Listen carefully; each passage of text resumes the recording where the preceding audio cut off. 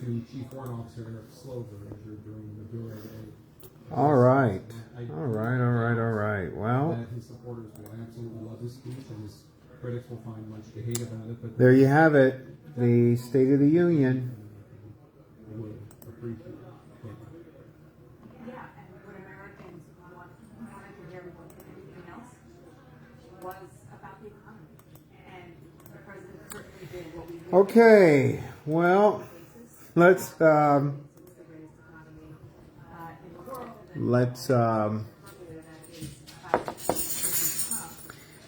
talk about this, ladies and gentlemen. So, Donald Trump just gave the State of the Union for 2026. It is officially the longest State of the Union speech given by any president of the United States. And I took some notes as I'm watching it. And I just want to kind of go over some things that he said, some things I just pointed out that just kind of jump out to me. One of the first things he opens up and he talks about America, and he's listing all of these highlights, and he talks about America golden age, the golden age of America. And one of the things that we talk about in this Antichrist agenda is where that golden age comes from. The phrase golden age, the concept golden age, is really a self-worship concept. It's an idolatrous concept. It is rooted in witchcraft, and it's rooted in Satanism. Satan is the god of this world, and the golden age goes back to that. When you begin to study it out, it is rooted in demonic activity. It's rooted in New Age philosophy. And so he's declaring this is the golden age.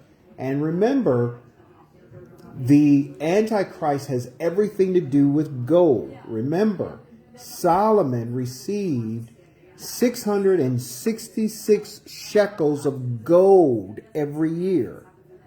When we talk about Revelation chapter 13 and the Antichrist, his number is 666, which means that he is embodied and consumed and possessed with gold.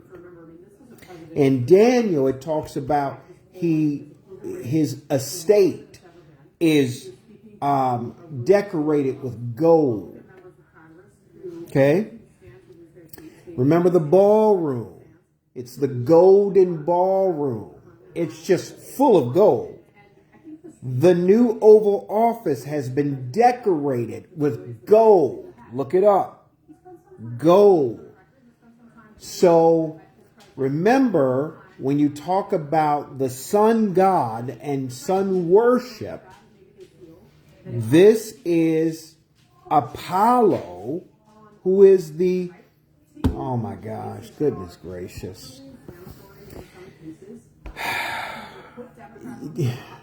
I just wish I could really spend some time on this. But this is all the golden age. He is manifesting and declaring this because that's who he is. Okay? He gave so much praise for America. I'll get to that again because he ended it with a lot of praise.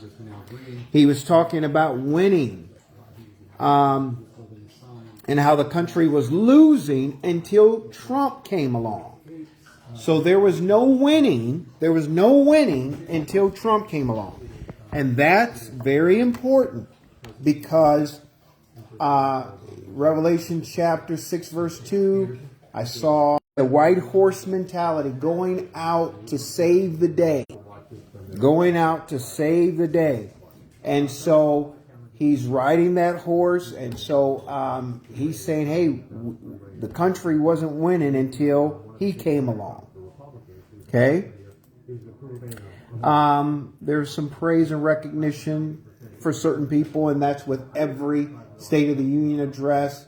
And the purpose of that is to capture the hearts of the people. It's to connect the leader with people that and the down, those that have been suffered some type of tragedy or issue. And he did that very well tonight. He did that extremely well tonight. Him and his crew did that very well. He had to sell the big, beautiful bill, which is full of lies. And he's not going to tell the real truth about that big, beautiful bill of how it gives tax some horrible, horrible things, especially minorities and,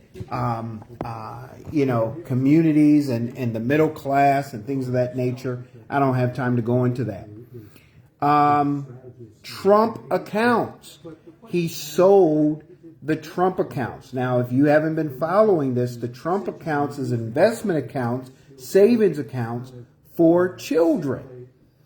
And it's named Trump accounts. So now notice how money is connected to Trump's name and connected to children and investing in the future. So, Trump accounts, you need to check that out. And remember, when we talk about the Antichrist is connected to money. Connected to money. So this is par for the course. When you talk about the Antichrist agenda, he has to be connected to money. He threw some jabs at the Supreme Court regarding his recent tariff ruling. And he basically just spit in their face and said, I'm going to do whatever I'm going to do anyways. So he took some jabs. If you notice, when he was walking past some of the justices, he just walked past them and he just shunned them. He didn't even say anything to Amy Coney Barrett and Chief Justice Roberts because they voted against him. So you have that. Trump puts America first. Trump loves America. One of the things that I didn't, just growing up in this country, there's this drive, especially with Christian nationalism, there's this drive, this demand and command. Historic Williamsburg, here, in the chambers of the House of Burgesses. In 1705, the people of the This is gathered here to take on the extraordinary task of governing themselves.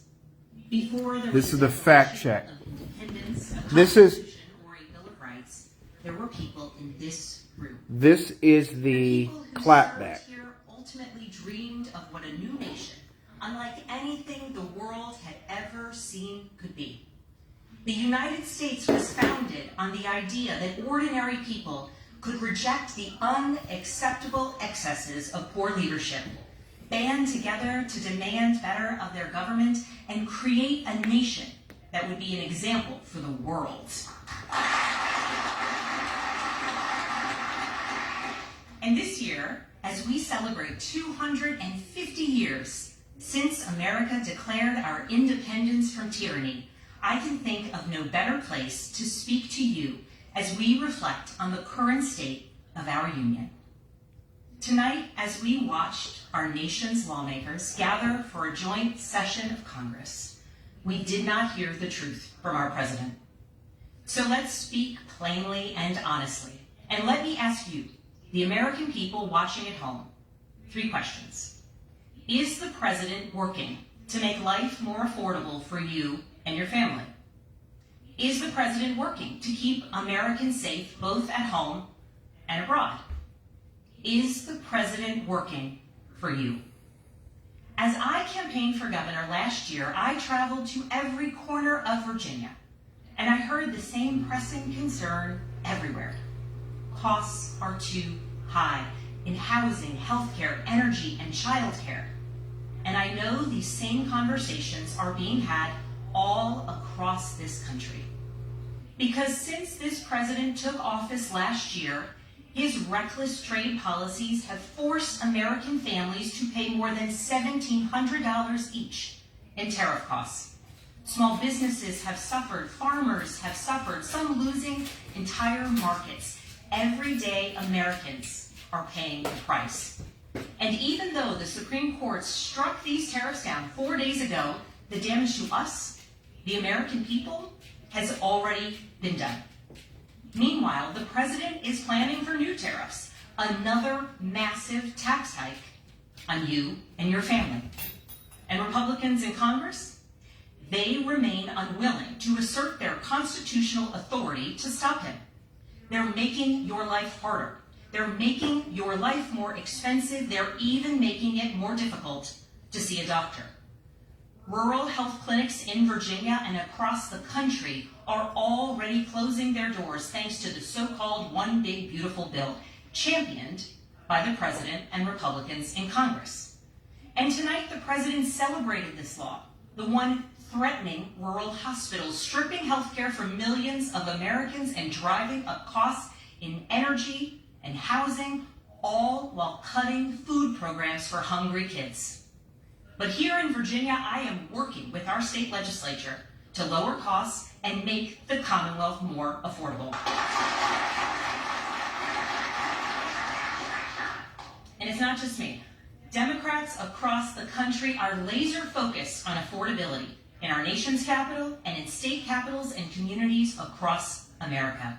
In the most innovative and exceptional nation in the history of the world, Americans deserve to know that their leaders are up at night.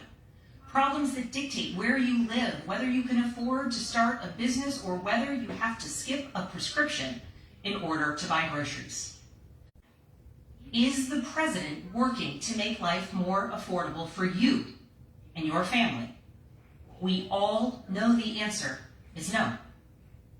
I grew up in a house of service. My mother was a nurse, and my father was a career law enforcement officer. I began my career by following in my father's footsteps as a federal agent, working money laundering and narcotics cases. I worked side by side with local and state police to keep our community safe and to uphold and enforce the law. Law enforcement officers across the country know that it is a unique responsibility to do the serious work of investigating crimes, comforting victims, and making arrests. It's about building trust, and that requires an abiding sense of duty and commitment to community. And yet, our president has sent poorly trained federal agents into our cities, where they have arrested and detained American citizens and people who aspire to be Americans. And they have done it without a warrant. They have ripped nursing mothers away from their babies. They have sent children, a little boy in a blue bunny hat, children to far-off detention centers. And they have killed American citizens in our streets. And they have done it all with their faces masked from accountability. Every minute spent sowing fear is a minute not spent investigating murders, crimes against children, or the criminals defrauding seniors of their life savings. Our president told us tonight that we are safer because these agents arrest mothers and detain children. Think about that. Our broken immigration system is something to be fixed, not an excuse for unaccountable agents to terrorize our communities.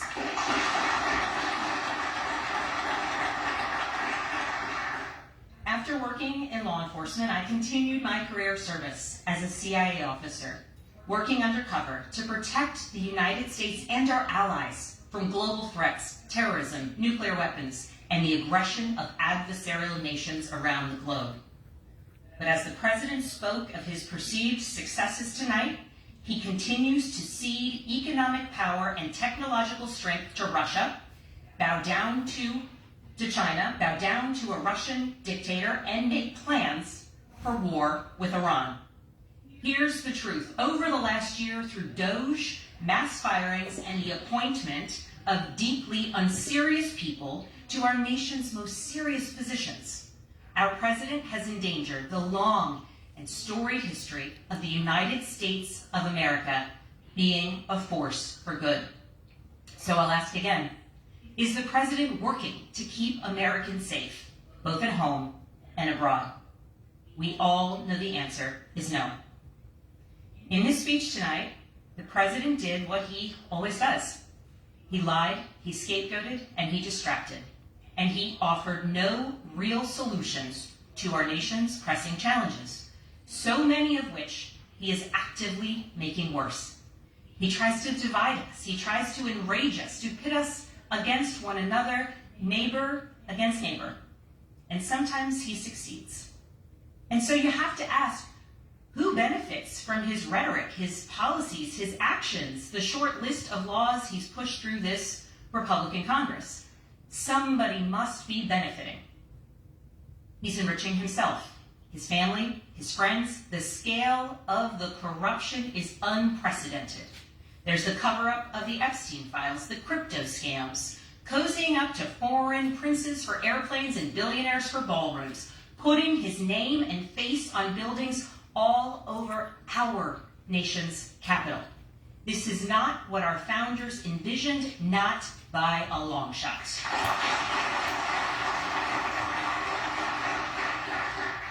So I'll ask again, is the president working for you? We all know the answer is no. But here's the special thing about America. On our 250th anniversary, we know better than any nation what is possible when ordinary citizens, like those who once dreamed right here in this room, reject the unacceptable and demand more of their government.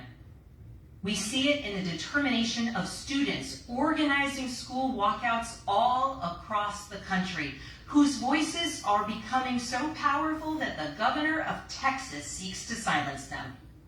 We see it in the bravery of Americans in Minnesota standing up for their communities, from peacefully protesting in sub-zero temperatures to carpooling children to school so that their immigrant parents are not ripped away from them in the parking lot. As a mother of 3 school-age daughters, I am inspired by their bravery, but I am sickened that it is necessary.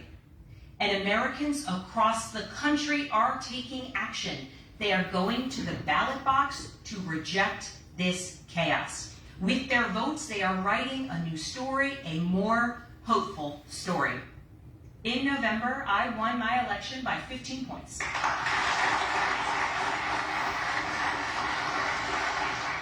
And we won 13 new seats in our state legislature. Because voters decided they wanted something different. Our campaign earned votes from Democrats, Republicans, and everyone in between. Because they knew as citizens they could demand more, that they could vote for what they believe matters, and that they didn't need to be constrained by a party or political affiliation.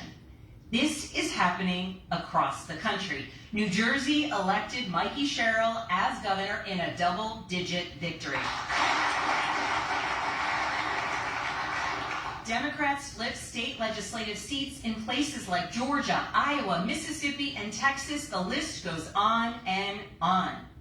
Ordinary Americans are stepping up to run in the spirit of our forefathers. They are running to demand more and to do more for their neighbors and communities. I know this story well. I first ran for office in 2018 alongside dozens of other Democrats who did the seemingly impossible, flipping 41 seats in Congress. In my case, I was the first Democrat elected in 50 years, swinging our district 17 points. Those who are stepping up now to run will win in November because Americans, you at home, know you can demand more and that we are working to lower costs. We are working to keep our communities and our country safe, and we are working for you.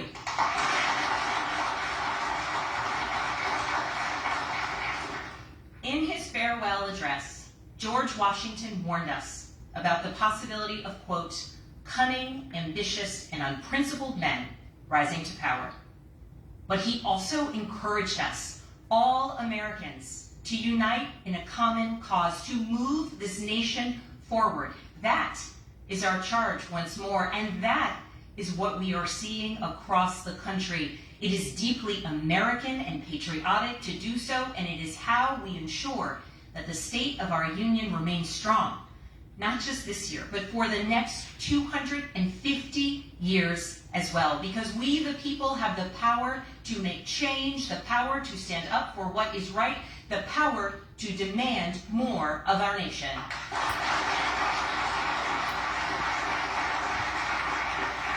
May God bless the Commonwealth of Virginia, and may God bless the United States of America.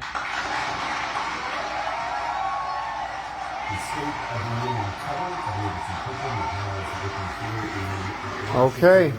John and Abigail Spanberger. So that was the governor, the new governor of Virginia, Abigail Spanberger. I thought she did a very good job of doing the clapback. Remember, the other party always does a clapback, you know, kind of a dissent after the president does it. So I thought she did very well in speaking. She brought up the big beautiful bill and the lies in the big beautiful bill and how that will hurt the middle class. It'll hurt those that are struggling, and it's a destroyer. The big beautiful bill. It's basically a handout to the wealthy, and it is a horrible, horrible bill. So she did a good job of bringing that up. She also brought up the Epstein files.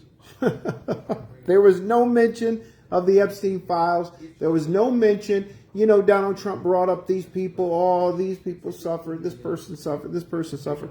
And Donald Trump didn't bring up, Alex Preddy or Renee Good.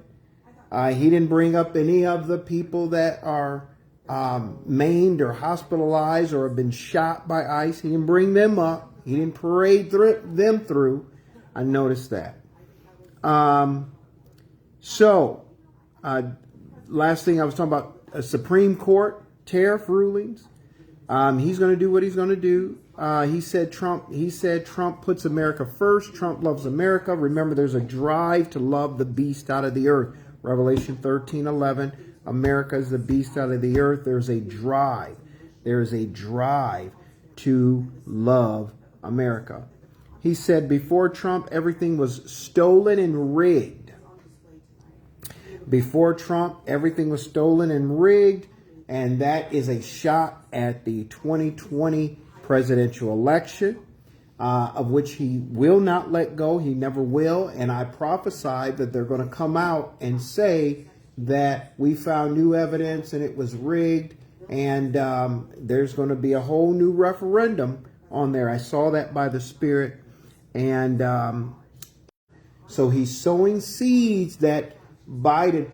One of the things I need you to understand is, as the Antichrist, he's presenting a different gospel. Instead of us kingdom people, Christians, going out and sharing the love of God, he's creating us versus them. We're, the Christians are righteous and the Republicans and conservatives are righteous and the Democrats are evil. He's creating a whole different gospel. That's the whole thing about the Antichrist. It is because when you think about Jesus, Jesus was never a us versus them. Jesus was, love your neighbor as yourself, the Good Samaritan. Hey, go spread the gospel, preach and teach the gospel. Go, go be a light to the world and salt to the earth. That's what, and Donald Trump has created a whole brand new gospel of, the conservatives and Republicans are the righteous people. MAGA is righteous. And then the Democrats are evil. So now people who call themselves Christians don't even have the focus of those that are born again versus those that are lost and need the love of God. They have a focus of, hey, retaliation and conquering over evil people. It's a whole different gospel. He says, he blamed the Democrats. He said, you're the reason. It's because of you. And he mentioned Obamacare. Oh, it pains him. It kills him about Obamacare. He said a lot of, I did this and I did that. So again, exalting himself. He said it should be my third term. Again, another shot at the 2020 presidential election. He mentioned Trump Care that's coming and Trump RX. He's got, remember Matthew 5:43, he comes in his own name. That's why you have all of the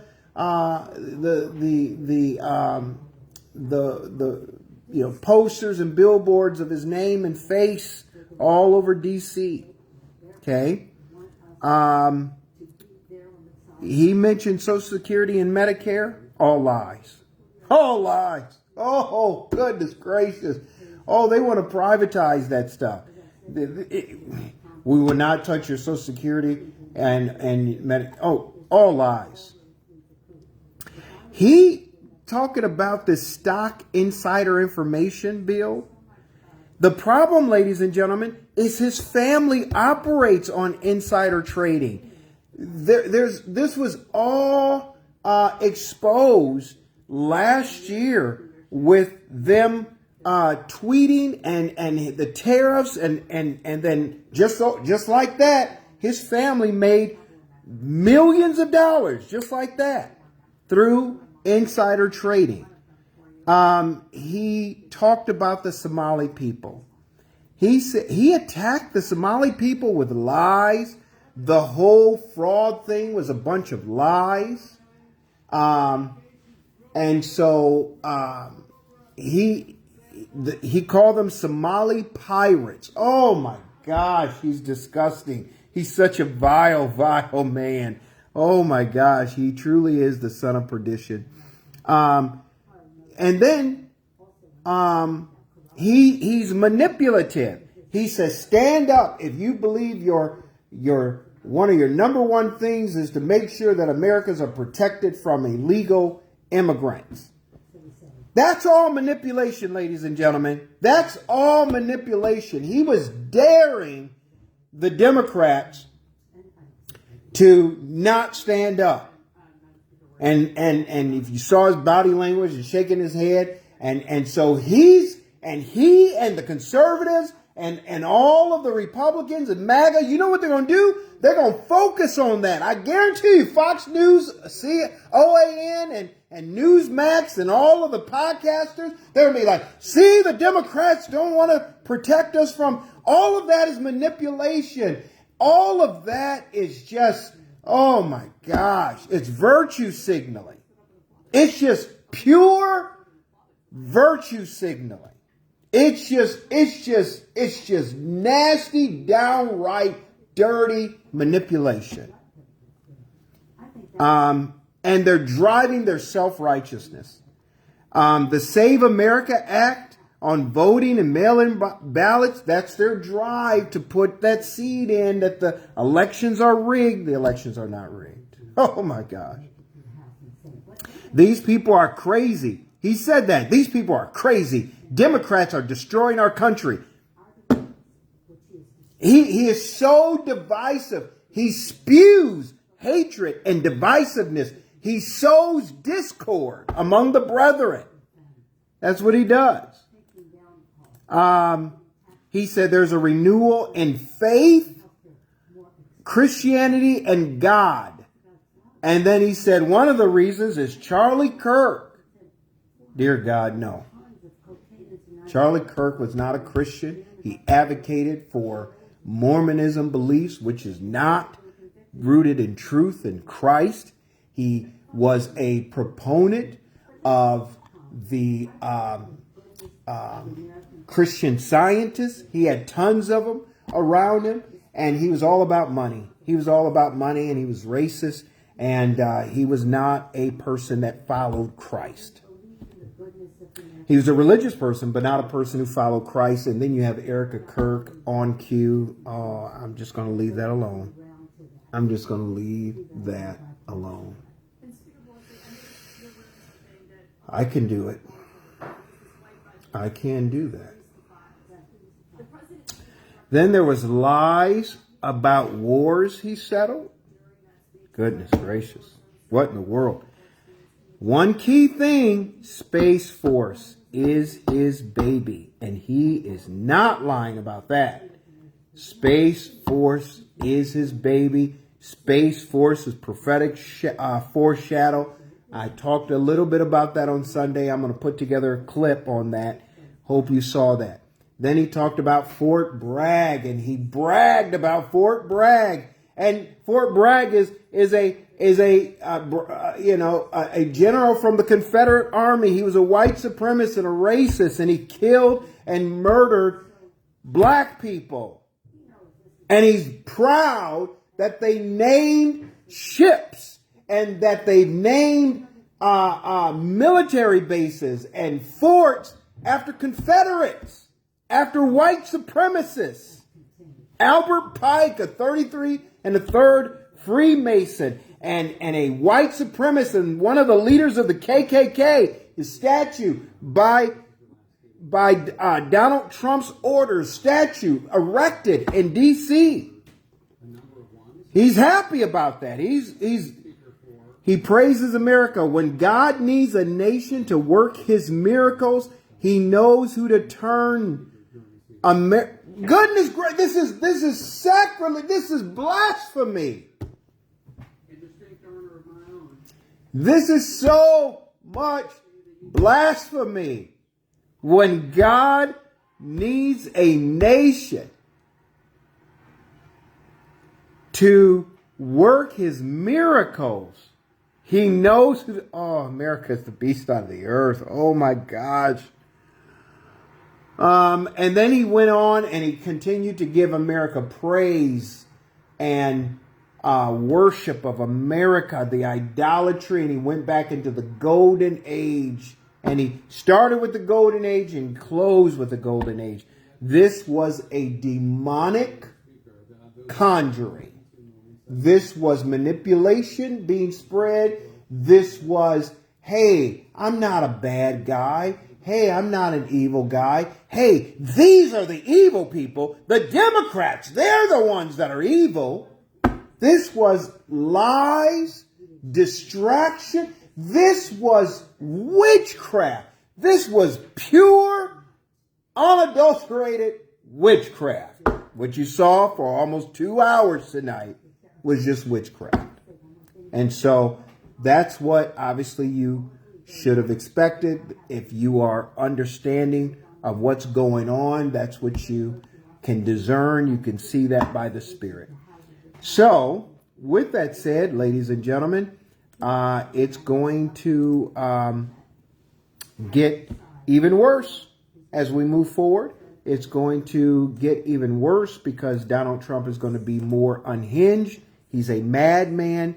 He's going to be more unhinged. He's going to do whatever he wants to, according to the book of Daniel. He's going to do more of whatever he wants to. And the division that you saw is that is a microcosm of the United States of America. The division you saw in those chambers. And we've been in there. We've been in there and toured that when we were at the Capitol and everything. It's a microcosm, and you're going to see that division grow like never before. So continue to stay in prayer.